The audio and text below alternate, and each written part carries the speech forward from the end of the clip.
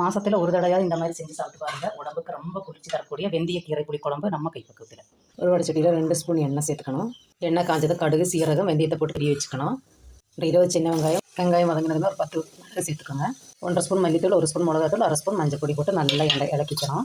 கூடவே துருவினா அரை மூடி தேங்காய் போட்டு நல்லா இலக்கி ஆற வச்சு அரைச்சி எடுத்துக்கலாம். இதுதான் வெந்தயக்கீரை. இதை நல்லா கழுகி பொடியாக நறுக்கிக்கணும்.